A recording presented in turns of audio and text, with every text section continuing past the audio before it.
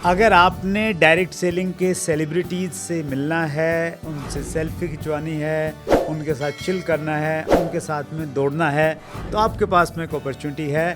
हिंदुस्तान में पहली बार direct selling marathon का आयोजन किया जा रहा है, जिसका मकसद है हम डायरेक्ट सेलिंग की कम्युनिटी को यूनाइट कर सकें, इकट्ठा कर सकें, क्योंकि संघे शक्ति कलियुगे। 9 सितंबर 2024 द्वारका हम स्टार्ट करेंगे। 5 किलोमीटर, 10 किलोमीटर, 2 कैटेगरी रखी गई हैं। डिस्क्रिप्शन में लिंक है, आप पोस्टर में भी देख के स्कैन करके वहाँ पे लिंक पे जा सकते हैं। तो आइए मिलके डायरेक्ट सेलिंग की यूनिटी दिखाते हैं और अपनी हेल्थ को नेक्स्ट लेवल पे लेके जाते हैं। फैमिली के साथ में, अपनी टीम के साथ में ज्वाइन कीजिए और ज़्यादा मज़ा आपको आने वाला है। साथ में दौड़ेंगे।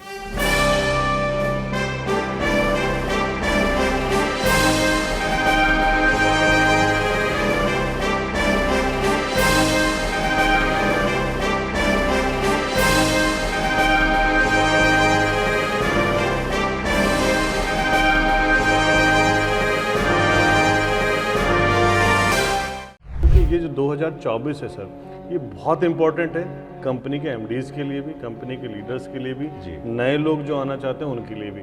2 बड़े मंत्री प्रोग्राम में आए।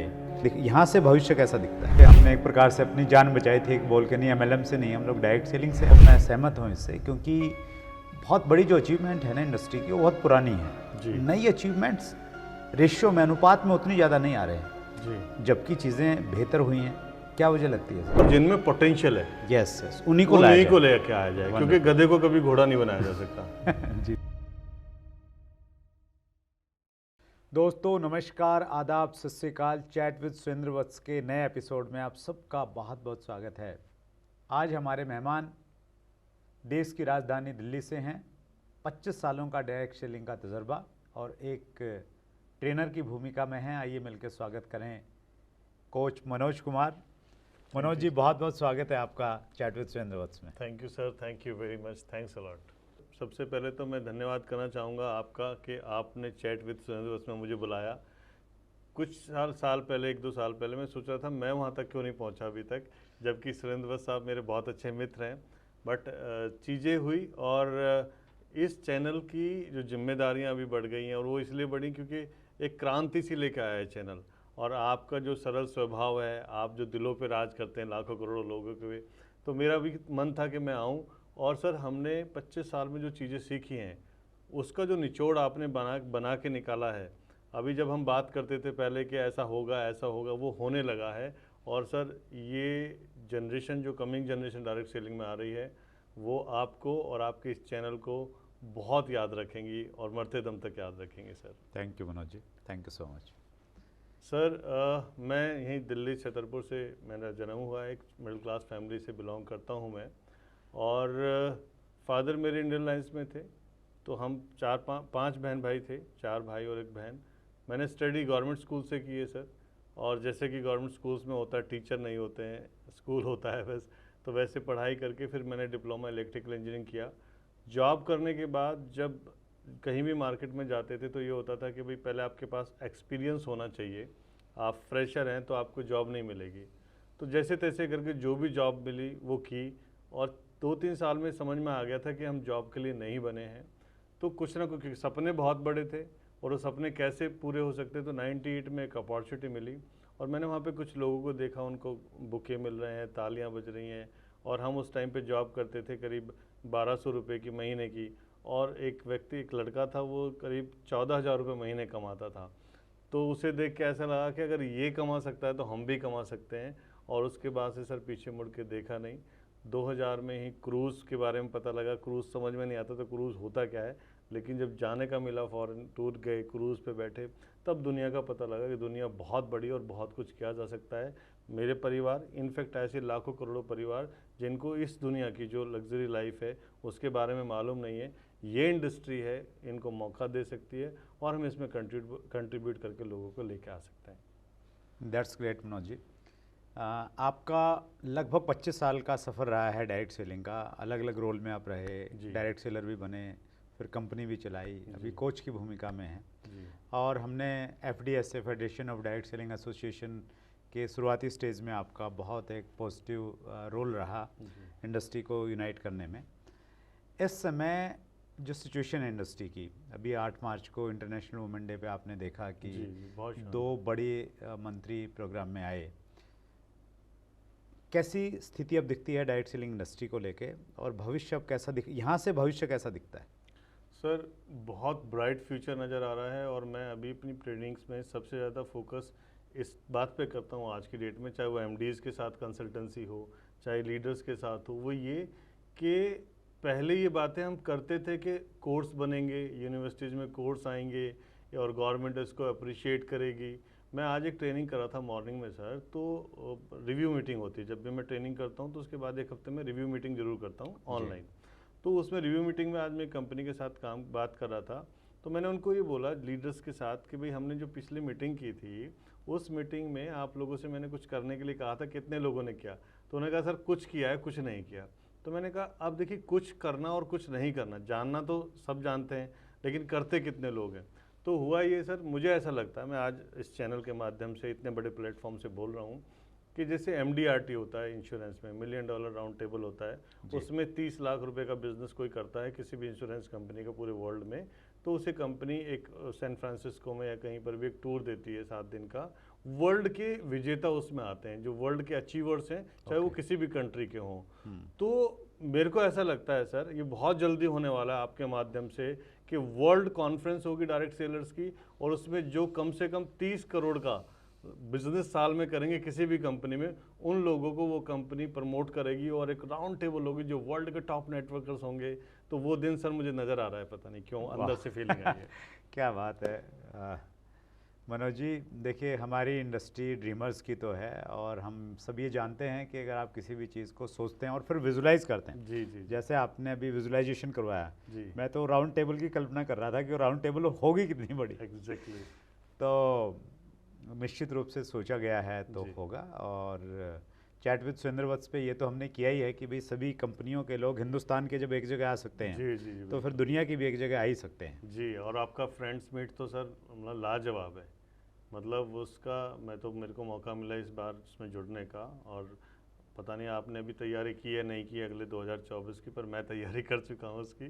तो अगला जो होगा आपका फ्रेंड्स मीट, वो इससे डबल भी होगा और बहुत बेहतरीन होगा सर, अभी तक भी बेहतरीन हुए हैं। तो ये जो चीज़ें आपने की हैं सर चैनल के थ्रू से, नेटवर्क मार्केटिंग में एक बहुत पॉजिटिव वे है, तो मैं यही कहता हूँ कि ये जो 2024 है सर, ये बहुत इंपॉर्टेंट है कंपनी के एमडीज़ के लिए भी, कंपनी के लीडर्स के लिए भी, नए लोग जो आना चाहते हैं उनके लिए भी, कि जिन लोगों ने अभी अपनी पकड़ बना ली मार्केट में, वो बना, ऐसा नहीं कि आगे नहीं आएंगे, आएंगे लोग, लेकिन ये जो दिसंबर तक का टाइम है सर बहुत बेहतरीन है, बहुत स्वर्णिम है।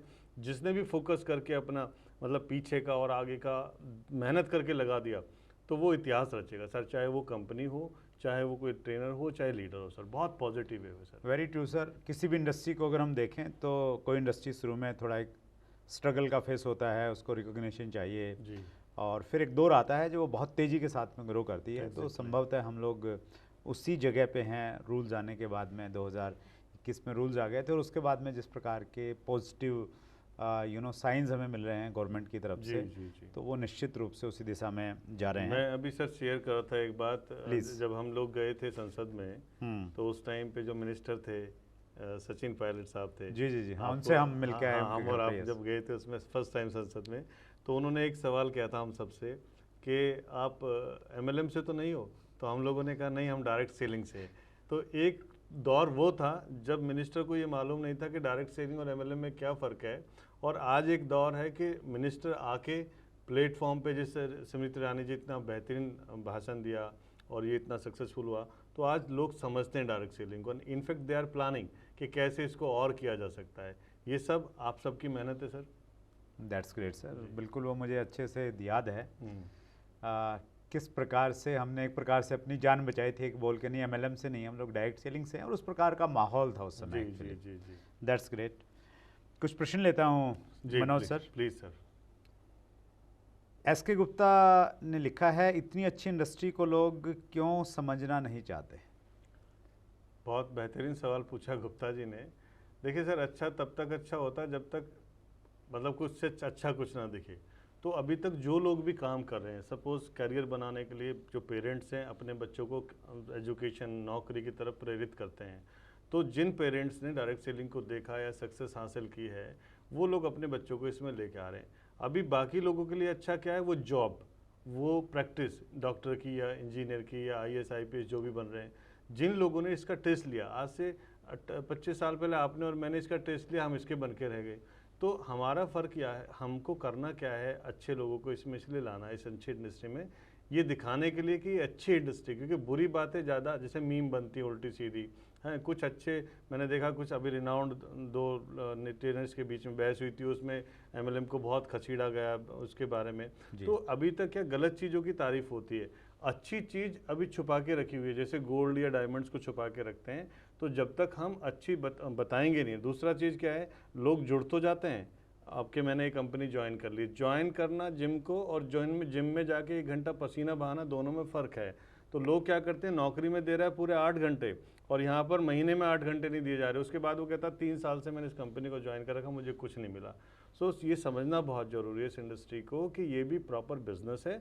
जैसे एक दुकानदार लाला सवेरे उठ के सफाई करता है, पूजा करता है, गले के ऊपर बैठता है, शाम तक दुकान को शट डाउन करता है, ग्राहकों से प्यार से बात करता है, उनकी नीड्स पूरी करता है, उनको पानी, जैसे मैंने इंट्रो में ही बोला था कि डिस्ट्रीब्यूटर देवो भवा। तो जैसे ग्राहक को लाला समझता है कि भाई मेरा देवता है, भगवान है, उसी तरीके से जब वो ट्रीटमेंट मिलेगा, जो अच्छा माहौल जब मिलेगा, हम लोगों तक पहुंचा पाएंगे, तो ऑटोमेटिकली सर अच्छा होता चला जाएगा। That's great ji, wonderful, thank you sir. अगला प्रश्न लेता हूं सर, ये कार्तिक समंता का प्रश्न है।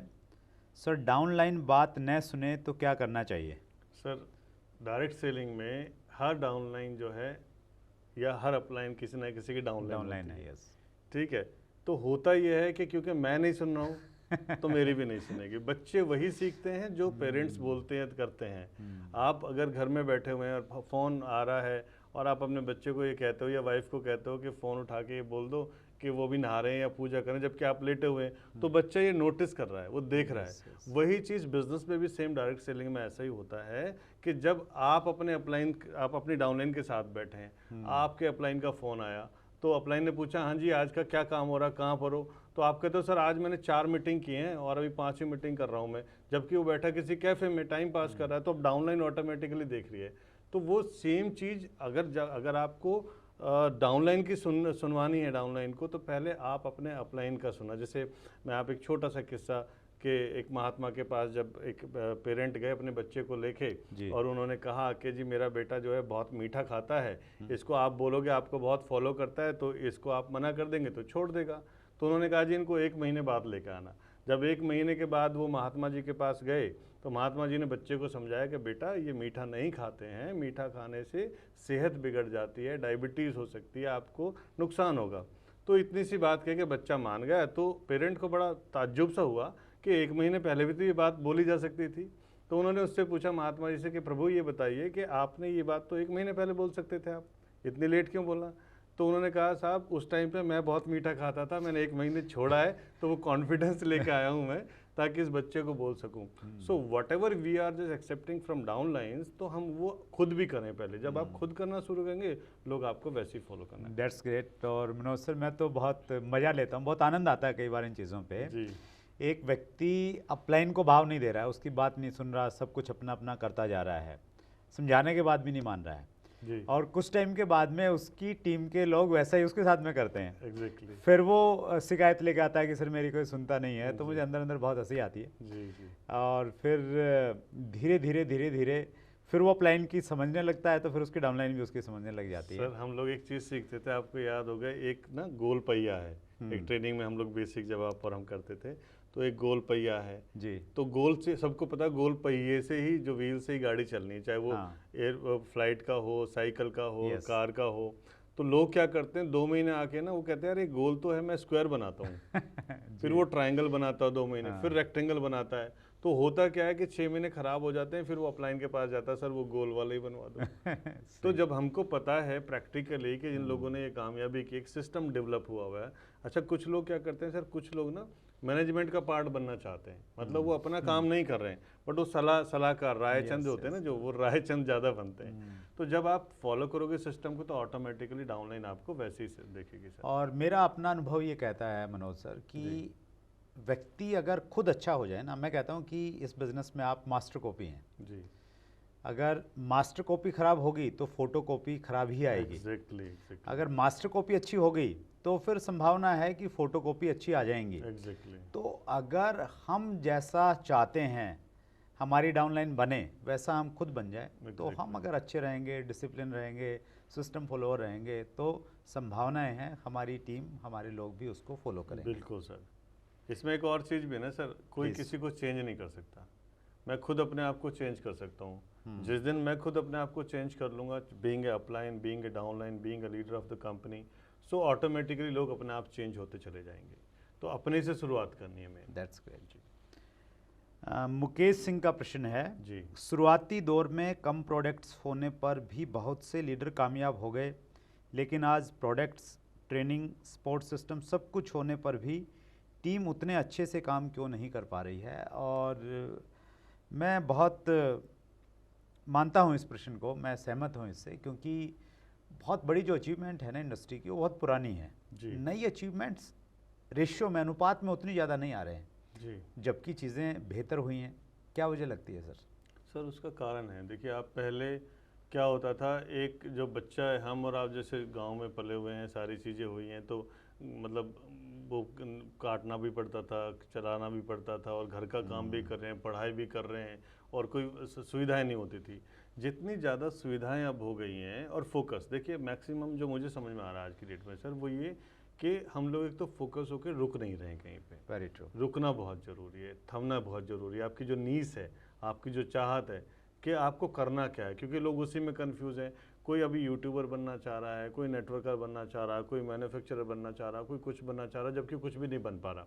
रीज़न क्या है? फोकस ही नहीं है। तो डायरेक्ट सेलिंग में जो फैसिलिटीज़ अभी आई हैं, जो कंपनी और ट्रेनिंग से सब कुछ सिस्टम आ रहा है, उसको फॉलो लोग नहीं कर पा रहे हैं।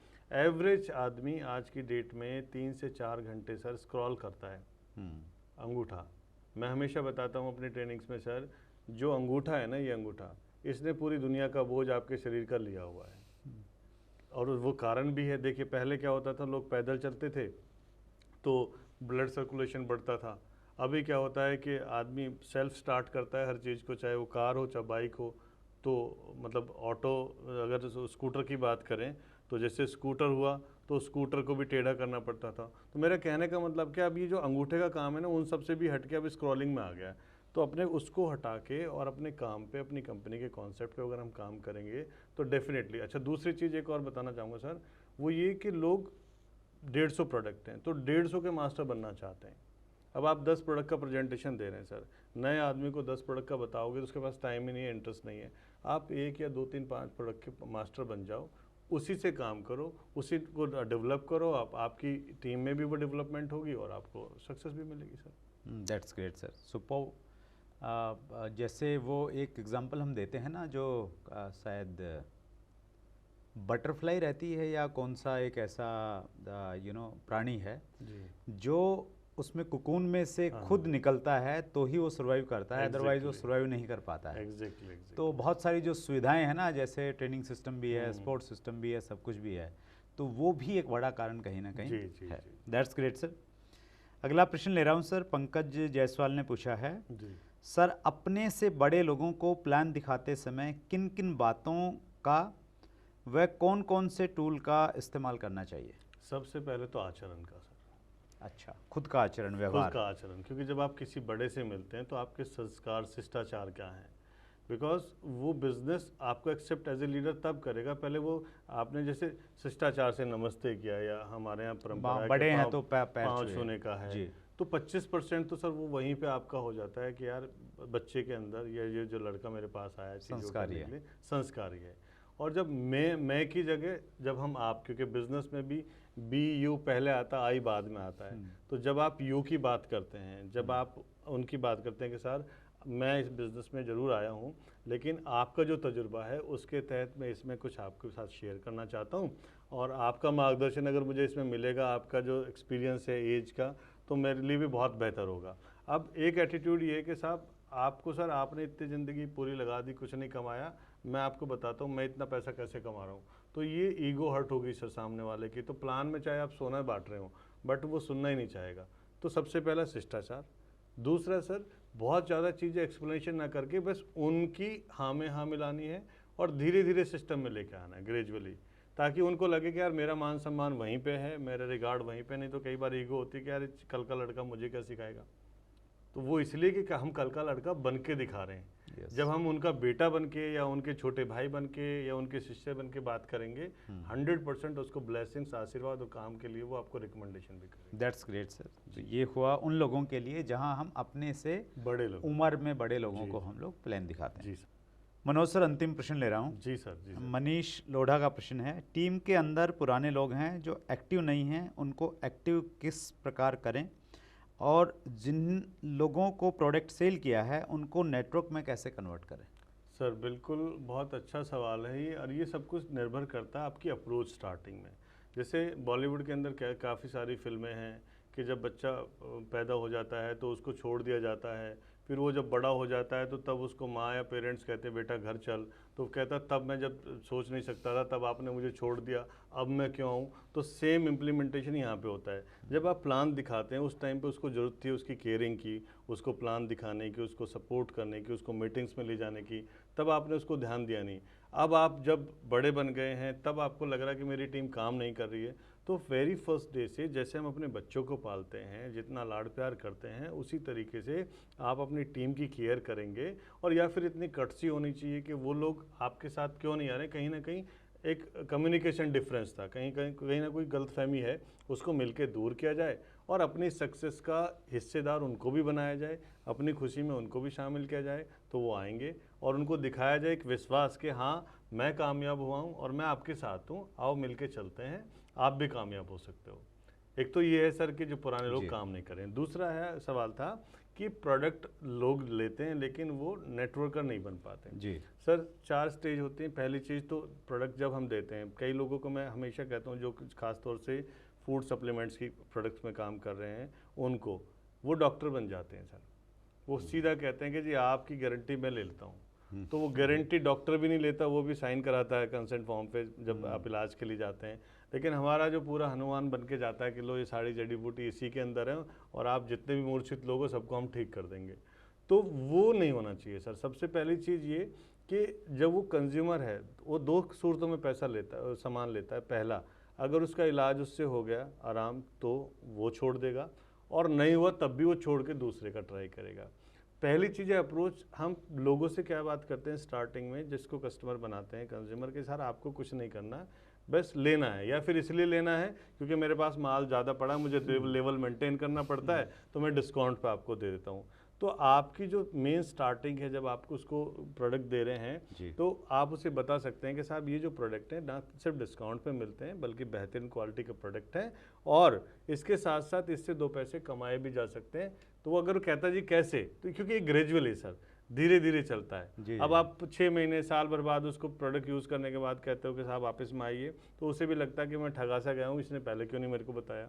तो पहले दिन से हमारी अप्रोच, इंटेंशन हमारी क्या है उसको ज्वाइन कराने की, वो बहुत क्लियर होनी चाहिए। मैंने कहा सर नीस मेरे को ये पता होना चाहिए कि मैं इस व्यक्ति से क्यों मिल रहा हूँ।